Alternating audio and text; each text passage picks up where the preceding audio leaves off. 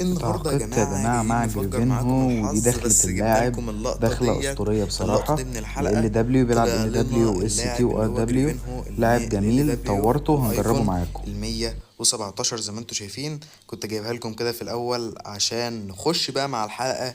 النهاردة معانا 15,000 جوهرة هنفجر بيهم الباكجات، ومعانا قسيمة ان شاء الله. هنفتح هنا في الحدث دوت والحدث بتاع ندفيد، وان شاء الله هنفجر معاكم الحظ ويطلع لنا حدث ويطلع لنا اي لاعب من الحدث. فده كان اول باكج نفتحه معاكم، ما طلعناش حد ال دبليو 111 زي ما انتم شايفين. دي اول 3000 جوهرة نصرفها.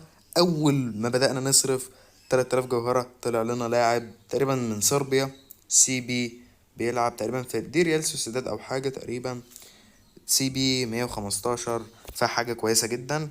ده أول حاجة عدلة تطلع لنا، وبصراحة الدخلة بتاعت اللاعب كويسة جدا. تطلع لنا لاعب من المجموعة بي، فقلنا نغير ونيجي هنا. فتحنا بأول 3000 جوهرة زي ما انتوا شايفين قدامكم، ما طلع لناش حد. فتحنا ب3000 جوهرة تاني، برضه ما طلع لناش حد. مش عارف الحدث ده وحش ليه، طلع لنا لاعب من السعودية. فقلنا خلاص كده كفاية نسيب ال6000 جوهرة دول، ممكن نعمل بيهم أي حاجة تانية. دخلنا هنا يا جماعة بقى على اللاعبين اللي طلعوا لي دلوقتي، وعملت لهم كلهم مقايضة عشان يبقى معايا نقط بتاعة التعاقدات.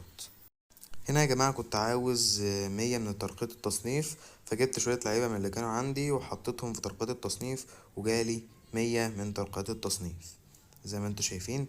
بعد ما خلصنا 100 ترقية التصنيف قلت بقى هنا عاوزين نبيع اللعيبة ديت، فهنبيعهم كلهم. بعتهم كلهم ما عدا بقى السي بي 115 دوت، ممكن ينفعنا في أي حاجة تانية بعد كده الله أعلم، فسيبته وخلاص.